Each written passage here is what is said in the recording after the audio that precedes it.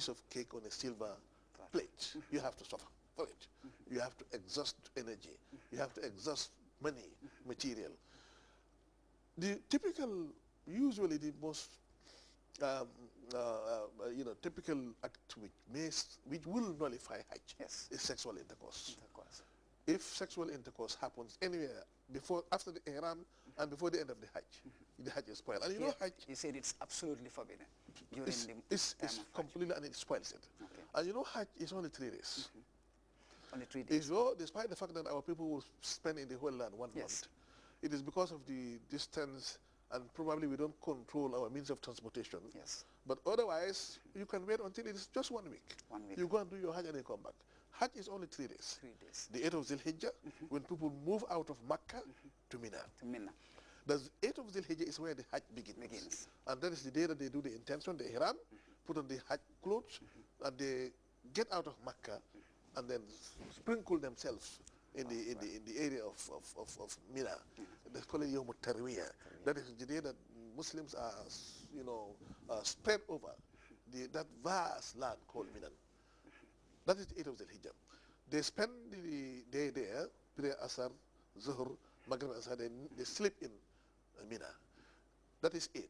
The next day will be the 9th. The 9th. That's the Arafah day. That's the D-Day. That's the Arafah day. Yeah. Then the Arafah day, anytime in the early hours of the morning, they're supposed to be preparing themselves to leave for Arafat. Out of Mina to Arafat. Like before they arrive in Arafat proper, they will go to the Mashar al-Masjid and they pray Zuhr and Asr together. Shorten it and earlier. Bring it forward. They combine, shorten and earlier. Like they will, if you know that Zuhr comes before Asr, but they will pray them together at Zuhr time.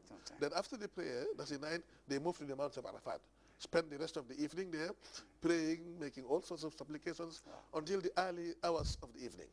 Maghrib time, they say by 8 o'clock is fine. Then they leave the same time for Arafat, coming back to Muzdalifah.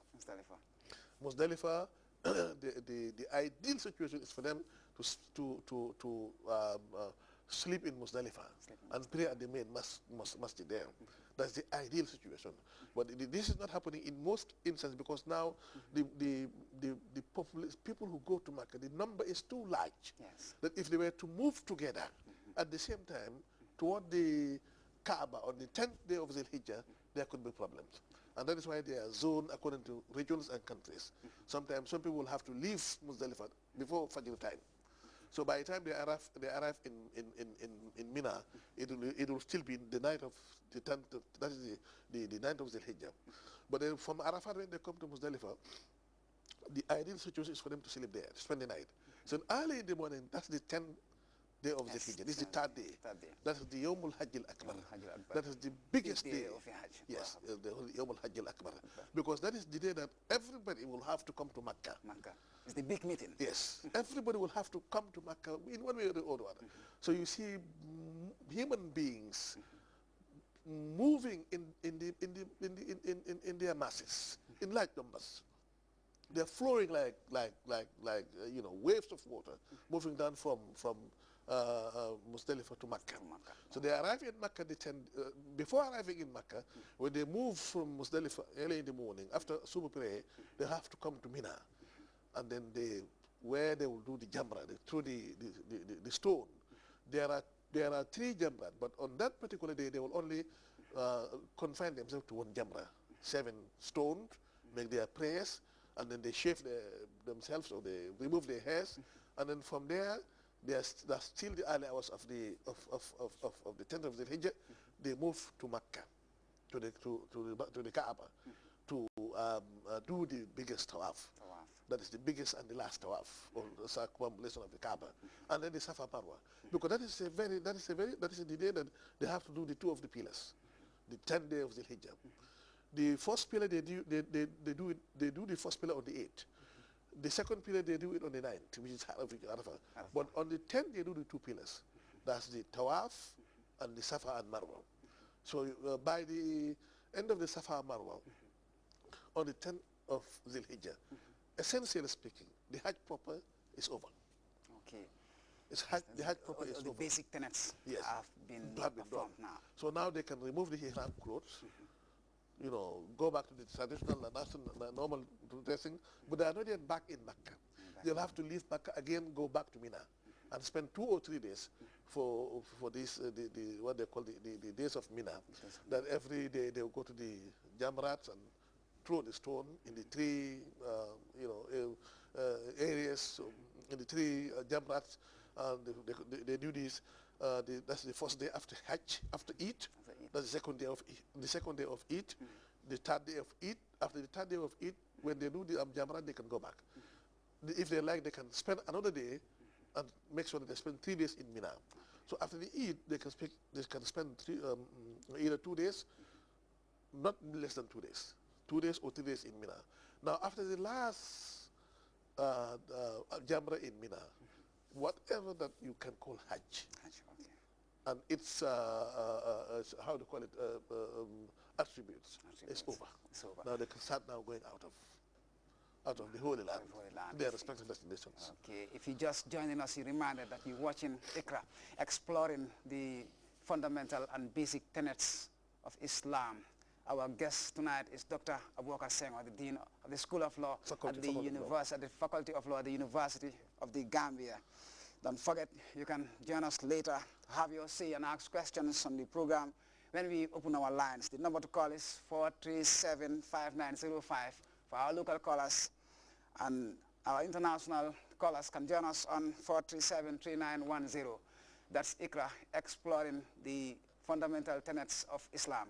Now, Doctor, I want to ask you, I mean, people usually prepare for journeys, and for a particular journey like this to the Holy Land, fulfilling the 5th pillar of Islam, what provisions should be made before one embarks on a journey like this?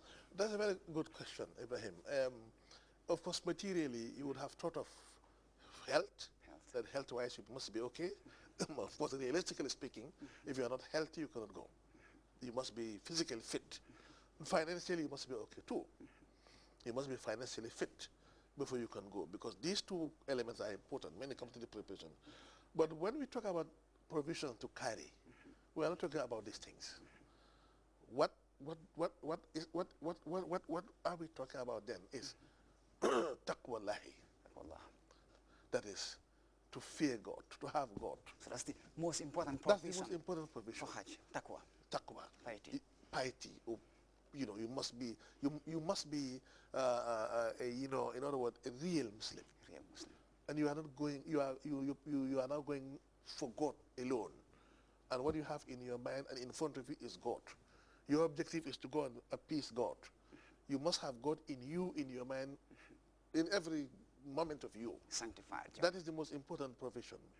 Then the health, and that is why you'll be surprised if you are in Mecca to see people who are physically disabled. Oh. But they seem to be more active than the able-bodied people. They're still gone. Yes, yes. Somebody limping will go, past you quickly. Every activity. Yeah, very active and very, sort of highly motivated because they have God in them, in their heart. You understand? You see somebody, you think that you are physically fit, but when it comes to performance, when it comes to the doing of the actual thing, he's faster, he's stronger, and he's going to do it better, despite being either at least seemingly physically weaker or being, sort of disadvantaged in one way or the other, or even financially. So if you don't have that provision, no matter how much money you have, no matter how strong you are, you are going to be there, but you will miss the taste of the Hajj. You will not get it. So you must have this taqwallahi azza wa jalla in your heart, in your mind. You must have God with you. It must be God who is before you. You understand? Otherwise, you're going to miss it. You're going to miss it. Even though you may not miss it legally, but you can miss it theologically or spiritually. Now, does Islam define any particular age for performing Hajj? Yeah, because Hajj is an act of worship and a pillar of Islam. Usually, like other act of other devotional activities, age of maturity is always the defined age. That's it. Yeah, that's the age of maturity. In other words, if the pilgrim is not mature, even though